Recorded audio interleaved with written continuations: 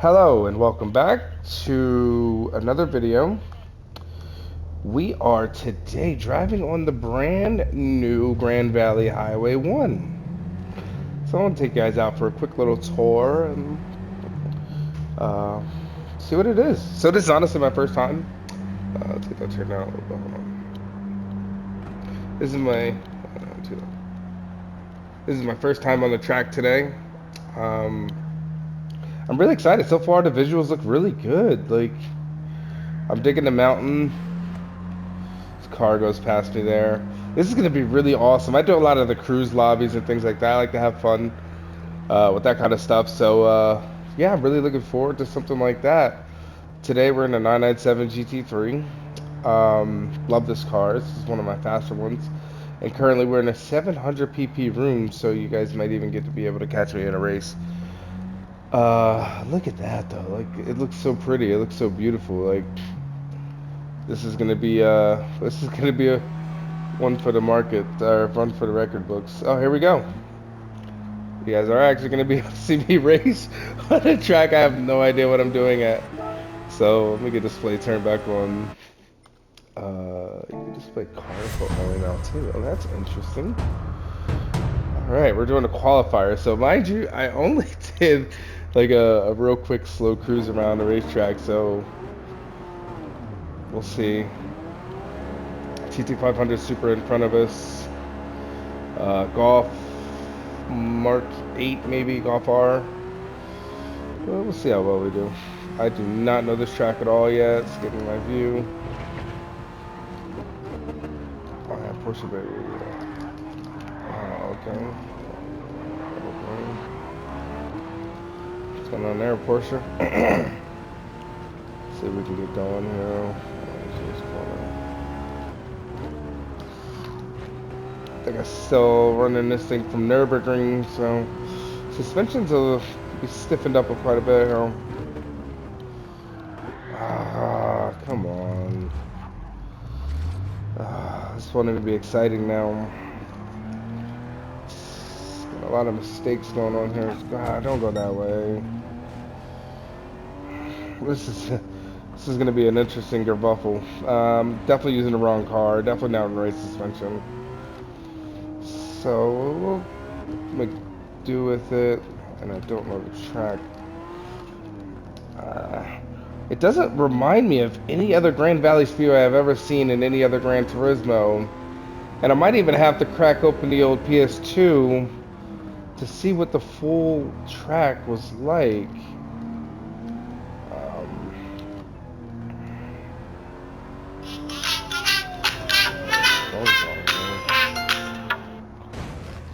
Try to do a race, answer on the phone, talk to people.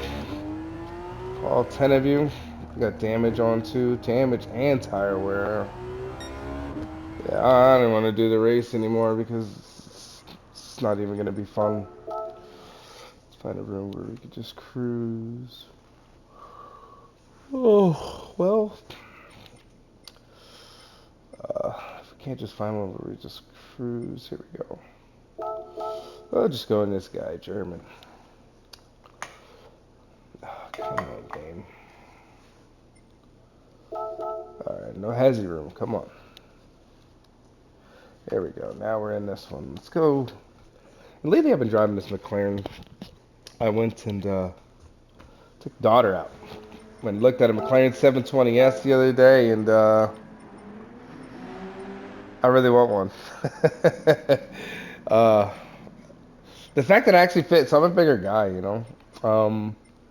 The fact that I actually fit inside of the McLaren 720S made me be like, I really want you, you know, and being able to compare that to even like the new M4, the G80 M4, compared it to the 911, as always a huge fan of 911s.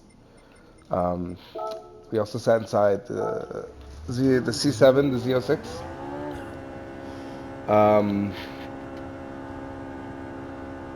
And every bit of that 720S it makes me all kitty and giddy. And so I don't know. I want to test out a 570S to see what those are like. And then from there, I'll probably make the decision.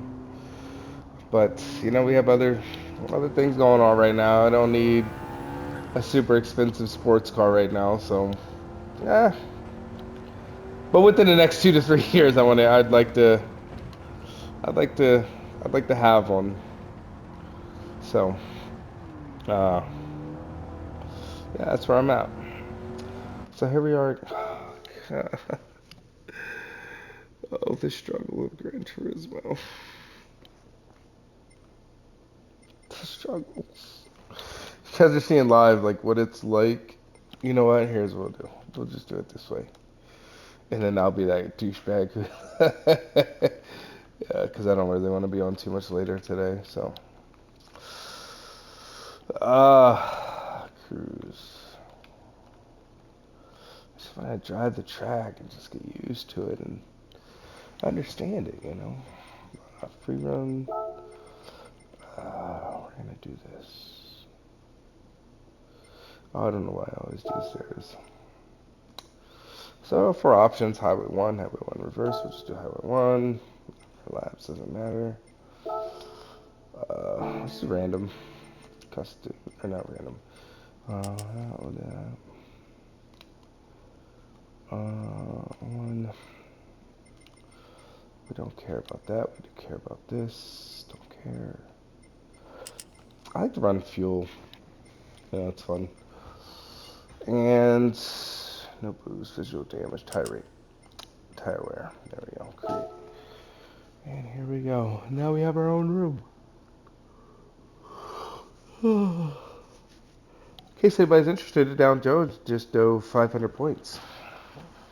In case there's any investors that watch my channel. Okay. 650S. Let's see what car only. That's a new one. Oh, and it does just the bottom. That cleans it up really nice. Okay. Almost there. Because this is the way I like it to be. I don't need to necessarily know what place I'm in. I don't need all that. I need to know what the car was wanting. Okay. Look at that beautiful. Look at that. Look at that. Looks like they took some bits and pieces from like PCH, Pacific Coast Highway out in California. This definitely looks very familiar. Was out there back in 2019 with the wife, and we had an amazing time out there. Had the bike, we had the truck, we had that was a real that was an experience. That was a legit experience. And so coming downhill, this is like once again it's a very fast and flowing track. Feels really good. Really smooth. The corners are a lot of bank corners. A lot of bank corners here. A little tight there. Going in here, let's get some views. See the sounds like in the tunnel. Good sound. And we have this McLaren dialed up a little bit. Just running a larger turbo, or excuse me, turbos, and some basic performance upgrades. Just light stuff. Look at this view. I like this one right here. Yeah, I like how they added the photographers in there. That guy's got one already out there. It's a new car. Just came in with the update as well. That's pretty cool. Beautiful Carrera RS. Horn sound check in the tunnel. Sounds good. Sounds really good. And so here we are. Purchase types now. What kind of fighter jet is that?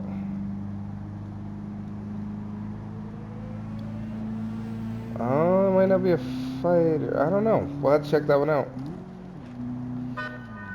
Even got a place to even park and pull over here. Let's see what this guy wants to hang out and do.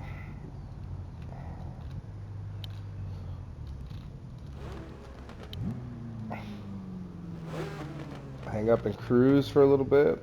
Chicken sights. What's going on with that shading up there? It looks a little different. Is that a bird? What kind of plane is that? I gotta figure that one out. Go. Yeah, I gotta figure this one out.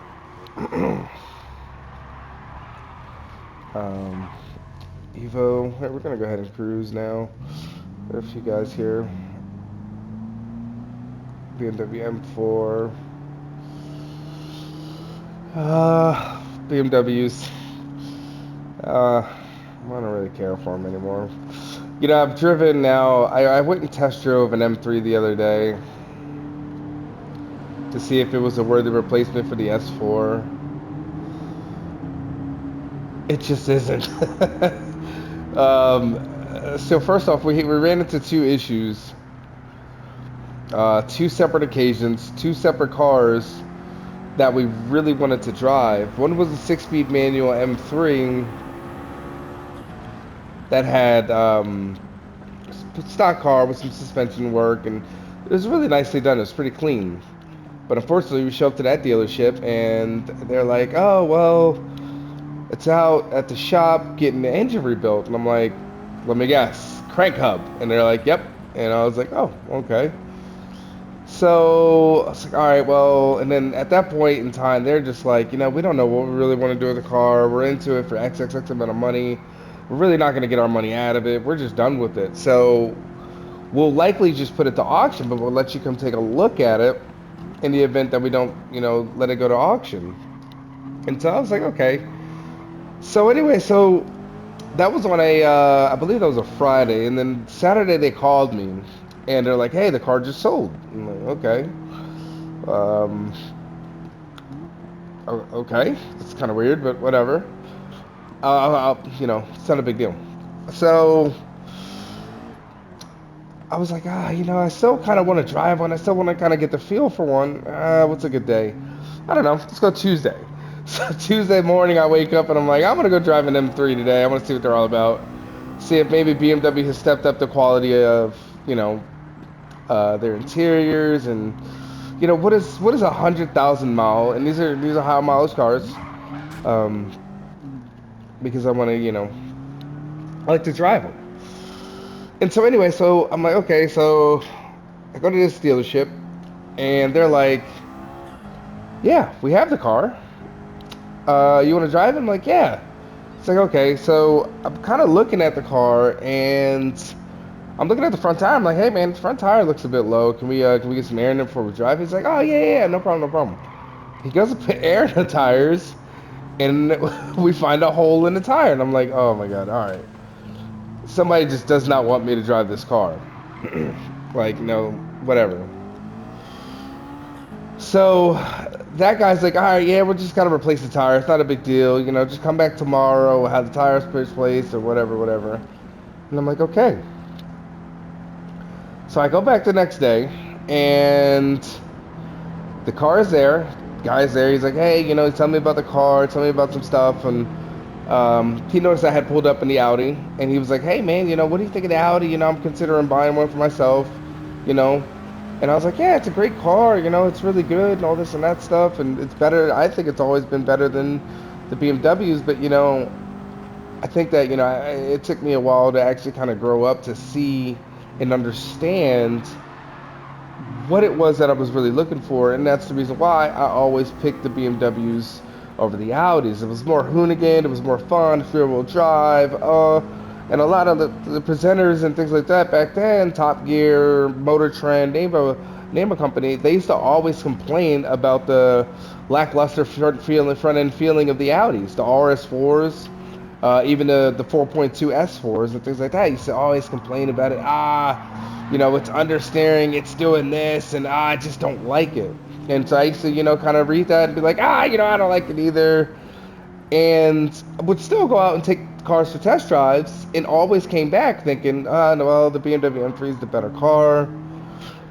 And of course, we're comparing the E46 model years because that was like the only BMW I ever like really, really, really, really, really wanted. And so I always drew up the comparison, and it was always the BMWs. And so after driving this recent M3, I get into the car initially, and the first thing I notice, the chewed up door handle. That has been a staple in BMWs since the E36 years. For whatever reason, over time, over like whether it's heat related or whatever the cause is, the door handles on a BMW will absolutely get destroyed over time. My 335 did it. My 325 did it. My E46 didn't do it, but I don't think I owned that car long enough. I don't think the 5 years I owned that car was long enough for it to see. And I think the quality of materials in that car was better. That car also had Nappa leather, whereas the newer BMWs, unless you get into the M5 competition, it's a $160,000 car, whatever it is. That's kind of where you're looking at for that higher quality material. Whereas before, it was $60,000 car. You get Nappa leather option and stuff like that.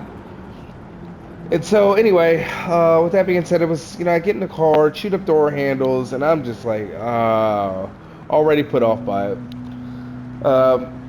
This one, they were mentioning something about oil leaks, and it's a BMW. I didn't notice anything. I inspected everything pretty well. Oil filter housing gasket area, valve cover gasket area, the turbo seals around, what you can see of the turbos and things like that. And so I didn't notice anything. And for a 100,000 mile car, the interior was just I drive my Audi every day. My Audi has 153,000 miles on it.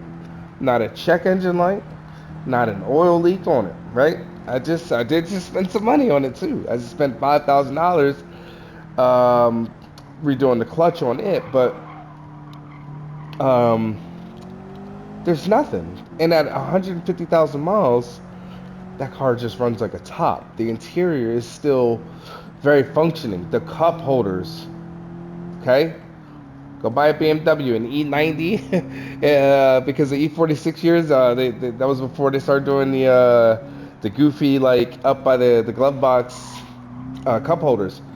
So go get one of those cars, and I guarantee you'll come back with 50% of them working,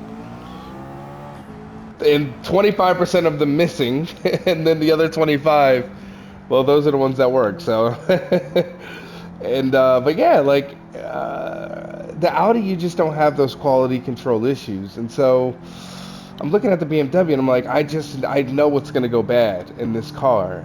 I roll the windows down, and you get that familiar crunch from the window regulators, and so it's interesting. It's really, really interesting, and I guess it was just a bird. But there's a bit of that. And I always do my videos raw. I don't edit these shits, so it is what it is. Yeah, a lot of traffic here.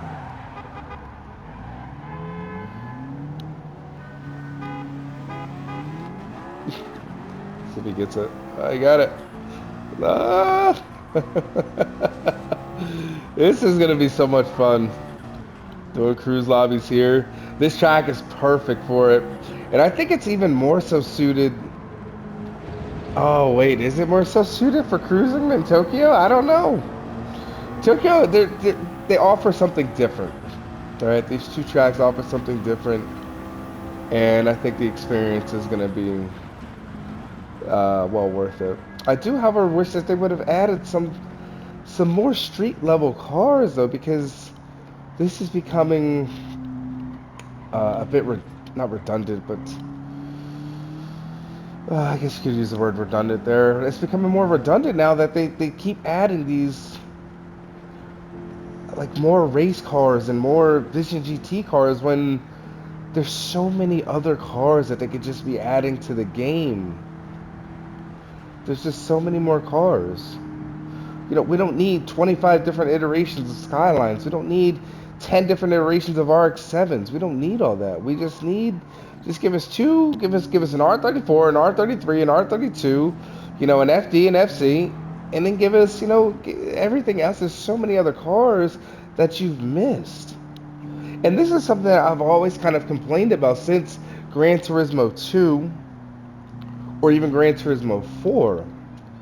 Because those games had such amazing content of cars, and it just seems after that it just kind of dwindled.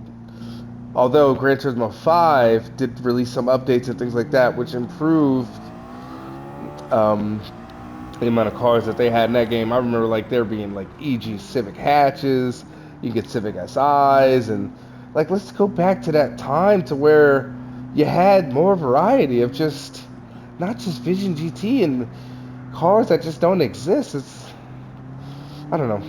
I'm getting on my soapbox, I guess. I really like this car though. See the interior check.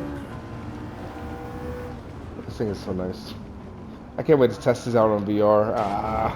Oh, wide. Yeah, I can't wait to get VR later on. I'll probably get VR later on this year. Like I said, I got too much money going out, too many places, and time to start saving, stacking up a little bit, because next year we want a house, we want cars, and money just going everywhere. But yeah, I'd like to get a VR headset later on this year. That'd be nice. You know, maybe I should call my mom. Maybe she'll buy it for me. 35-year-old man. I live 1,800 miles away from my mom. Maybe I'll get her to buy me a VR headset. You know, she did. After all, she did buy me the PS5. Not gonna lie. That was a cool experience. She went and drove an hour and a half to give me my PS5 at 5 o'clock in the morning because she loves her son. So thank you, Mom, for the PS5, by the way. Thank you. Look at that drift. Pretty clean. Pretty good looking. Not as good as the other guy the other day, but just, you know, I recommend you guys go check that video out. That guy could drift. He was doing 360s at Nürburgring, and it was just like the smoothest set of consistency. It was insane. You guys got to go check that video out if you get the opportunity to. Hey. So hard into the brakes here. I am not studying this track at all. I don't remember any of the corners. I'm just rambling on here. If there's any content you guys want me to produce, if there's anything you guys want to see, I don't know, just put it in the comments. I typically don't ever get comments. I think I'm still too new at this. I say new. My YouTube channel's actually been around since 2008. So, literally, maybe 2010, maybe. I don't know. I've been using YouTube since day one. But yeah, I don't know. I don't remember. I think I might have switched emails. So, but yeah, I've been on YouTube for ever since the beginning. And my old content, actually, I used to post motorcycle videos. I used to actually be really big into motorcycles. A few thousand followers I had, I think. 200, 2,000. I had on IG. And believe it or not, it's quality, not quantity. So I had Moto America, they followed me. I had some very reputable engine builders following me. I had a lot of big name people that were following me. People with well over 10, 100,000, you know, subscribers and things like that. So that felt really good. But you know, now that I got away from IG and stuff, this is where we're at. So if you guys ever want to see anything, just like, comment, subscribe, and yeah, we had fun here. So we'll see you in the next one.